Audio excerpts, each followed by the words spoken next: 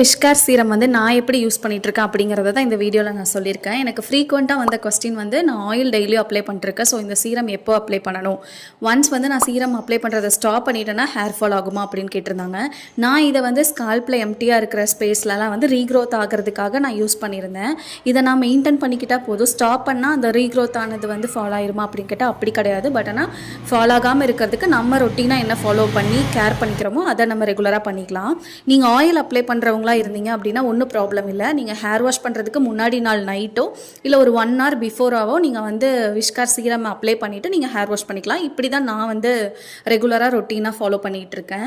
இன்னொன்று வந்து லிங்க் வந்து நான் ஒரு 500 கிட்ட கமெண்ட்ஸ் வரும் அப்படின்னு நினச்சி நான் வந்து இந்த வீடியோ போட்டிருந்தேன், முன்னாடி போட்ட வீடியோ. பட் ஆனால் வந்து நியர்லி 9000 கிட்ட கமெண்ட்ஸ் வந்துருச்சு. ஸோ நிறைய பேருக்கு லிங்க் சென்ட் ஆகலை. ஸோ நீங்கள் வந்து கமெண்ட் பண்ண வேண்டாம், ஏன்னா லிங்க் வந்து வராது. ஸோ நீங்கள் எனக்கு டேரெக்டாக இன்பாக்ஸில் வந்து சீக்ரெட் அப்படின்னு நீங்கள் டெக்ஸ்ட் பண்ணீங்க அப்படின்னா உங்களுக்கு லிங்க் வந்து ஆட்டோமேட்டிக்காக வரும். அதனால தான் நான் நெக்ஸ்ட் வீடியோலே ப்ராடக்ட்டையும் ரிவீல் பண்ணிட்டேன்.